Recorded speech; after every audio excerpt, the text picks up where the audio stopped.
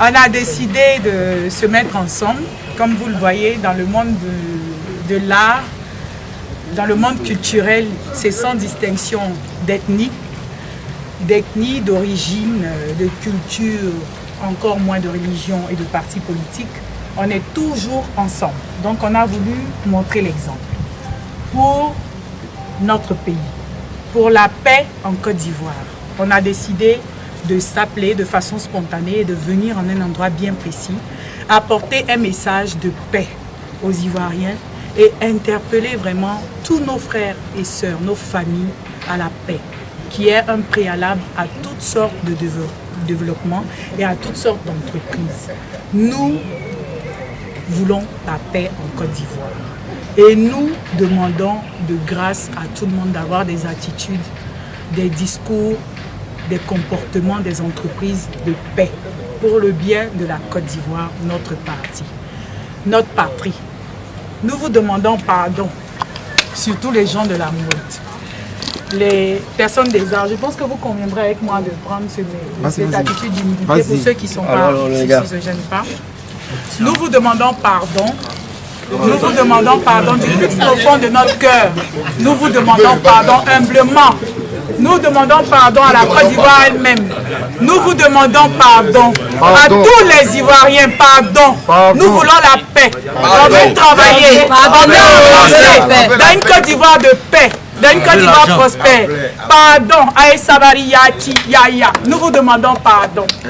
C'est le message que nous sommes venus apporter à la Côte d'Ivoire, à tous les Ivoiriens. De tout notre cœur, nous voulons la paix. Nous voulons vous demander pardon.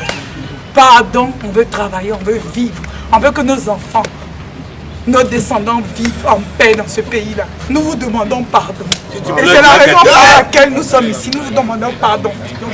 Pardon.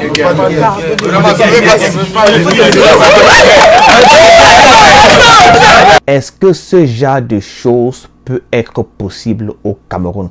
Est-ce que les artistes camerounais peuvent se réunir comme ça un jour pour demander la paix dans le nord-ouest ou le sud-ouest du Cameroun? Est-ce que les artistes camerounais peuvent se réunir comme ça un jour pour demander la paix dans les régions anglophones du Cameroun? Est-ce que cela peut être possible au Cameroun? Est-ce que ça peut être possible au Cameroun? Est-ce que les artistes camerounais peuvent se réunir comme ça un jour pour le Cameroun? Pour le Cameroun, ok? Toutes les fois où j'ai vu les artistes camerounais se réunir en un endroit précis, c'était soit quand il y a deuil, ou alors quand les gars sont là pour réclamer leur argent, ou encore le droit d'auteur. Laissez-nous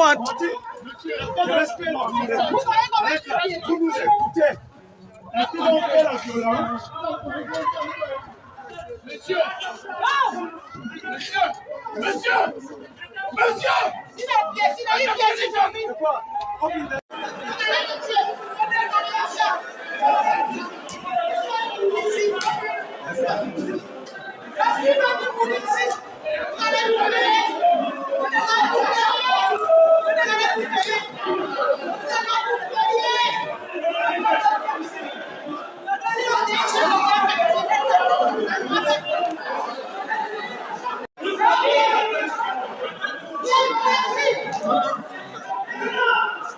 je les calme.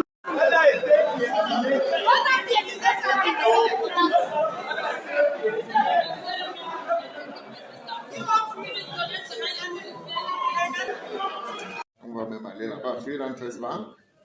Et puis, je crois Guinness. Bon, Guinness avait accepté. Ils sont en train de payer. Hier, on était à la CRTV parce que la CRTV aussi avait payé, mais il nous restait 8. Parce que là, les artistes en ont ras-le-bol, on n'a pas de statut d'artiste.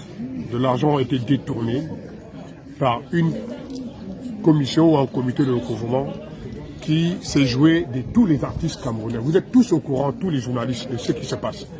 Et alors, nous ne pouvons pas continuer à rester assis. Nous invitons tous les artistes camerounais à se mettre debout pour libérer le droit d'auteur, le droit voisin du droit d'auteur camerounais.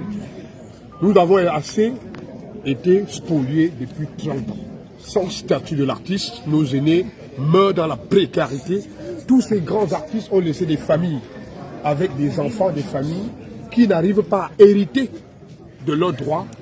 Alors, pour nous aujourd'hui, avec le RAMCA, le MASICA et toutes les associations, et c'est une revendication des ayants droit. Il n'est pas question qu'on pense que c'est une société qui a financé quoi que ce soit. Ce sont tous les artistes camerounais qui sont levés pour dire non et demander au chef de l'État, parce que nous n'avons plus affaire à certains fonctionnaires bandits à col blanc. Voilà les seules fois où j'ai vu les artistes camerounais se réunir. Les seules fois où j'ai vu les artistes camerounais venir ensemble pour quelque chose. Et c'était leur argent. Donc les gars ne pensent qu'à eux. Beaucoup d'artistes camerounais ne sont pas des voix pour des sans-voix. Très peu d'artistes sont des voix pour des sans-voix. Très peu. Ils n'atteignent même pas 10. Ils ne sont même pas au nombre de 10 qu'on peut compter, qui sont la voix des sans-voix. L'artiste est supposé être la voix des sans-voix. Ouais, je vais répéter. L'artiste est supposé être la voix des sans-voix. Mais au Cameroun, la plupart des artistes ne sont pas la voix des sans-voix. Voilà plusieurs années qu'il y a la guerre dans les régions anglophones du Cameroun.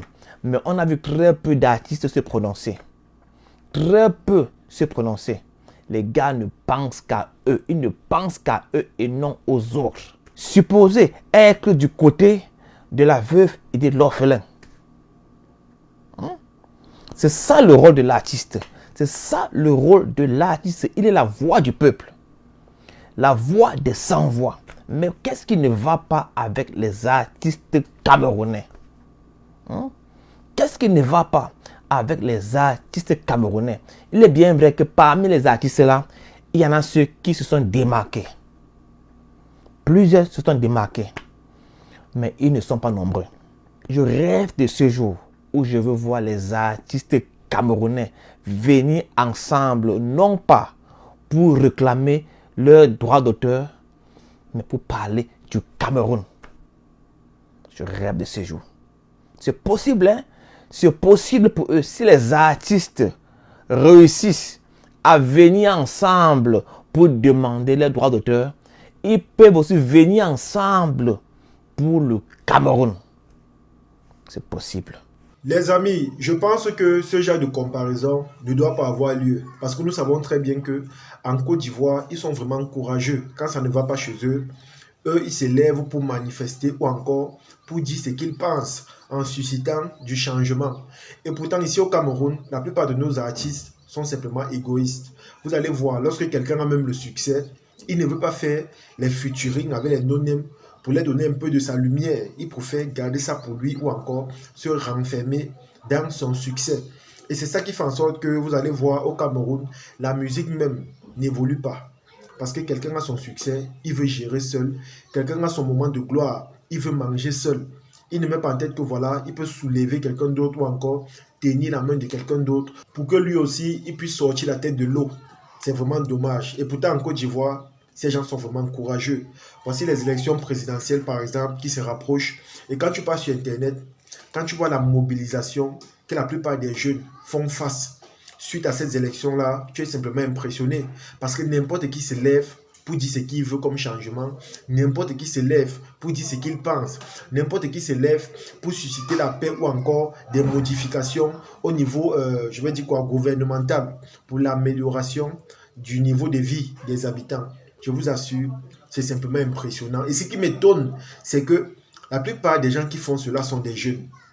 Je dis bien que la plupart des gens qui s'intéressent à la politique en Côte d'Ivoire sont des jeunes. Ils n'ont pas peur de s'exprimer ou encore de dire réellement ce qu'ils pensent. Et pourtant, dans d'autres pays, on vous interdit même de vous exprimer parce que si vous le faites, c'est un peu comme si vous déclarez, je veux dire quoi, des conflits avec le gouvernement. C'est un peu comme si vous êtes en train de vous attaquer au gouvernement. C'est la raison pour laquelle la plupart des gens préfèrent parfois garder le silence de peur que voilà, lorsqu'ils vont s'exprimer, on viendra les arrêter ou encore on viendra les prendre pour les mettre en prison ou à la maca. C'est la raison pour laquelle vous allez voir certains parmi eux pour faire rester dans leur coin en se disant que voilà, je veux voir mes enfants grandir. Moi, je pense qu'à un moment donné, quand ça ne va pas, c'est aussi important de s'exprimer ou encore de manifester pour le changement. Et la preuve, ce que nous voyons en Côte d'Ivoire, c'est perceptible.